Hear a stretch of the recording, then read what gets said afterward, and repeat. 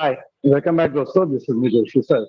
And जो हमने DMs में साइंटिफिक ऑफ फॉर्म में डिजाइन चालू किया था, आज उसे कंटिन्यू करते हैं एक शाफ्ट डिजाइन के साथ। तो this is a very important part from exam point of view. Generally एक 7 से 8 मार्क्स के लिए पूछा जाता है, अगर ये पूरा का पूरा 20 मार्क्स को अवेलेबल है। लेकिन आज करके पीछे के कोई पेपर्स हमने देखे, वहां पे shaft design is also included for those 15 marks also. तो मैंने सोचा इसे थोड़ा सा ज्यादा आराम से फोकस करके पढ़ाई करेंगे। तो इसके आज के सेशन में पूरा का पूरा शार्प डिजाइन कंप्लीट होगा।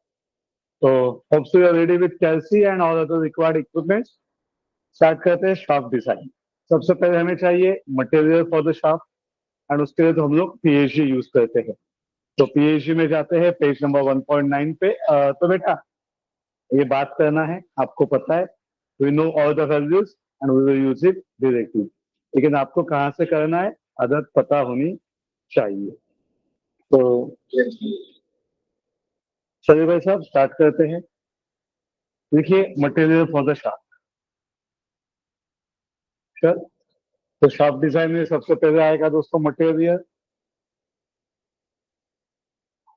We are going to select the material C45 taken from PHC 1.9।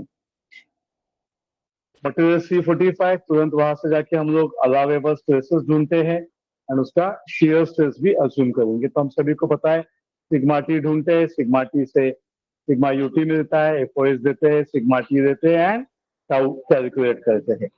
आज शाफ्ट डिजाइन में जो सबसे इंपॉर्टेंट हमें लगेगा वो होगा value of shear stress, and वो वैल्यू है टाउ का 45 न्यूटन पर एमएम स्क्वायर। तो कोई 45 दे सकता है C45 करके, या थोड़ा सा कम लेना है तो you can assume a value of 40 Newton पर एमएम स्क्वायर। एंड अभी मैं एक ट्रिक बता के रखता हूँ, ये अपना असम्पशन है, बाद में कैलकुलेशन से हम लोग उसे ढूंढ के लाते हैं। समझ में आया ना? तो अगर एंड में आंसर मैच नहीं होता है तो इसे हम लोग यूज करेंगे, मॉडिफाई करेंगे एंड इसके साथ आगे जाएंगे। तो एक अभी रास्ता मैंने आपको बता के रख दिया है।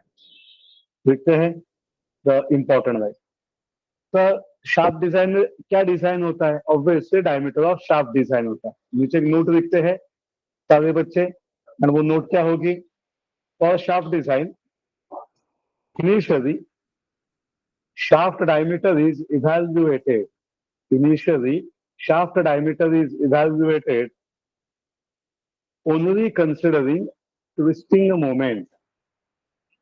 Initially, in shaft design, diameter of shaft is calculated, is evaluated only considering twisting moment. तो शुरू में हम लोग जो काम करेंगे वो ट्विस्टिंग मोमेंट के साथ होगा। evaluated तो twisting moment, we are in recording, तो बेटा पूरा ध्यान रखिए। Initially, shaft is evaluated only considering twisting moment. Next last line में क्या आएगा? तो फाइनल इवैल्यूएशन कैसे होता है?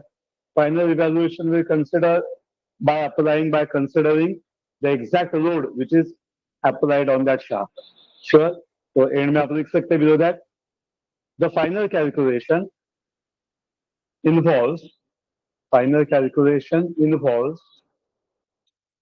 estimation of load on the shaft. Final calculation involves estimation of load on the shaft by considering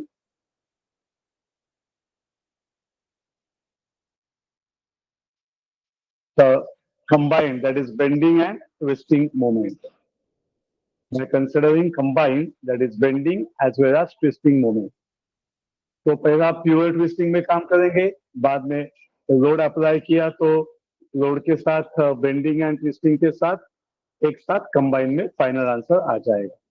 तो चलिए सबसे पहले स्टार्ट करते हैं ट्विस्टिंग के साथ। And we know what is the formula for twisting?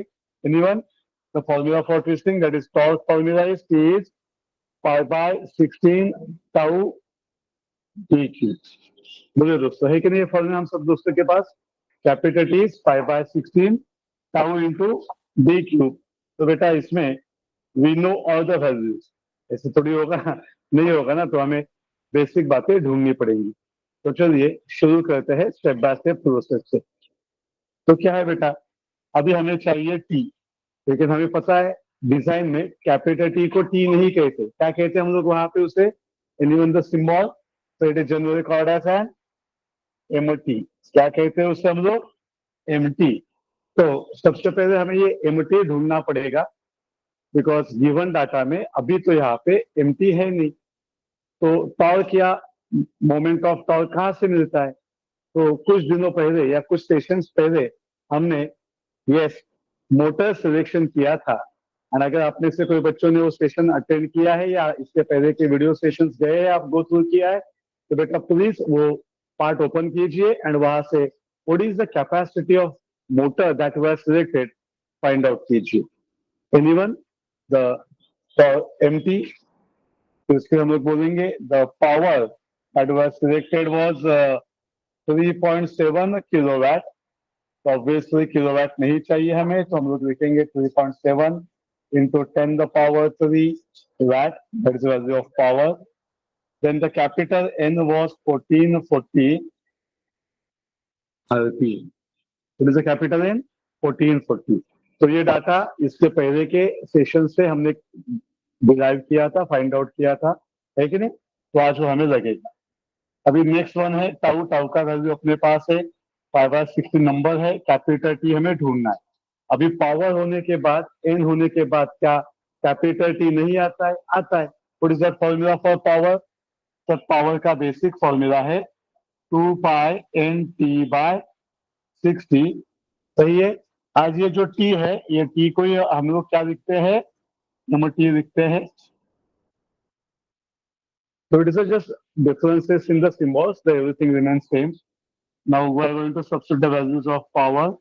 It is 3.7 into 10 the power 3 is 2 pi. It is not into, it's into, not dot. 2 pi. 10 is 1440 into mt divided by 60.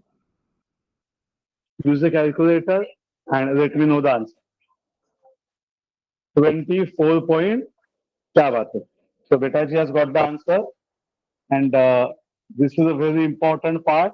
The answer is 24.53 into कुछ है बेटा, just a plain answer 24.53. तो please देख के रखो, ये वो जगह है जहां पे मैक्सिमम बच्चे मिस्टेक करने वाले हैं। What do mean by maximum बच्चे मिस्टेक करने वाले हैं? तो ये 24.53 जो मिलेगा ना, वो मिलेगा न्यूटन मीटर में। एंड तभी हमें चेक करना है पावर किसमें हमने सब्स्टिट्यूट किया, वैट में। लेकिन जब ये कैपिटल एमटी हम लोग ये फॉर्मूला में पुट करना चाहेंगे ना, तो it should not be in newton meter, it should be in newton MM. तो इसी को हमें आगे बढ़ाना है एंड इसे लिखना है 24.53 into 10 the power 3 Newton MM.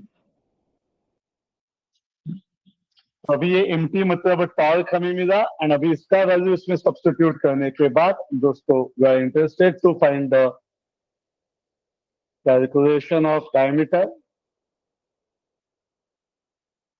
So moving ahead, समझ में आया कैसे जा रहे हैं हम लोग स्टेप बाय स्टेप? तो जस्ट चेंजिंग द ओरिएंटेशन, अभी यहाँ से बात करते हैं। It is 24.53 into 10 the power 3 is 5/16. Tau is 40 into d the cube. Again, use a calculator, do the sheet solve, and let me know the answer of diameter. 14.61. तो sir ये जो d है ये किसका है? डायमीटर ऑफ शाफ्ट है। तो आज इससे पहला सिंबल दे देते हैं हम लोग ds. The value calculated is 14.61. Obviously, it is in mm. सही है, गुड। तो यहाँ तक पहला कैलकुलेशन हमने कंप्लीट किया, एंड अभी इसके आगे अगेन कुछ बेसिक असम्पशंस है। तो प्लीज लिखिए next important assumption line. Taking into account direct axial load taking into account direct axial load and bending effect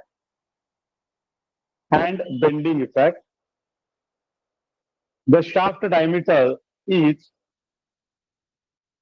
इसके लिए हम लोग थोड़ा सा एक एम्पिरिकल रिलेशन यूज करते हैं. It is 2 to 2.5. ये कैलकुलेटेड ds. ये ds कौन सा होता है अपना? कैलकुलेटेड होता है. तो चलिए इसको इंटू 14 जो भी एक आप वैल्यू देना चाहेंगे, चॉइस इज विथ यू. आप पे छोड़ता हूं मैं. अगर मैं ट्वाइस भी देता हूँ यहाँ पे, है कि नहीं, तो 1428 एंड इसका डबल आएगा तो मिलेगा 29 पॉइंट. तो सर हमें पता है 29 वगैरह नहीं चलेगा, तो making A round figure, so it can be considered as 30 mm. So taking the value of diameter for the shaft is 30 mm and अभी इसके साथ अपना अगला पूरा का पूरा कैलकुलेशन कंटिन्यू हो. श्योर 100%. तो जस्ट एक ब्रीफ रिकैप चेक कीजिए. हमने क्या किया?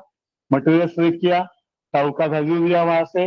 We know the formula of T. T मतलब एमटी, तो इसके एमटी हमें चाहिए.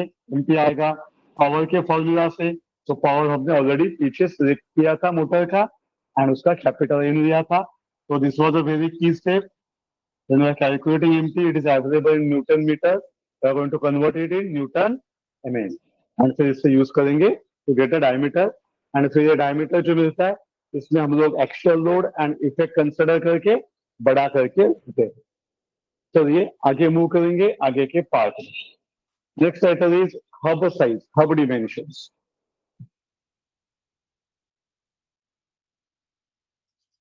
अभी हब डायमेंशंस आप हम सभी को पता है. शाफ्ट एंड हब की बात होती है तो हब कैलकुलेट नहीं होता है. हब अस्यूम होता है. It is based on diameter of shaft. So what is the empirical relation for hub dimension? DH is considered to be 1.25 ds. It is 1.25. ds is taken as 30 and even the diameter of hub. Yes, दोस्तों, what is diameter of hub? It is 37.5 mm. Same fashion आगे भी जाएंगे, इसे और complete करेंगे. Length of hub.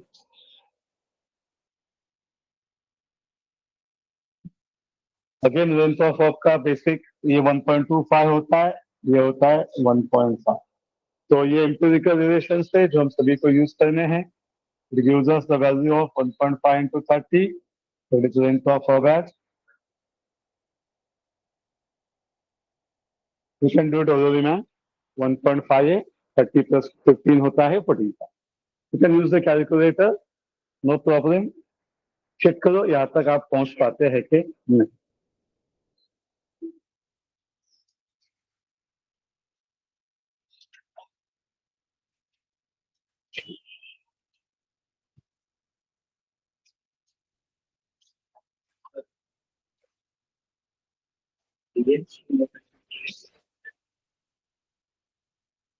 तो ये DH दे देते हैं हम लोग यहाँ पे DS. Everything is always expressed in terms of diameter of shaft. चलिए चेक कीजिए क्या क्या सारे बच्चे यहाँ तक पहुंच चुके हैं कैलकुलेशंस में. सो दैट हम लोग आगे के एक इंपॉर्टेंट पार्ट में जाना चाहेंगे.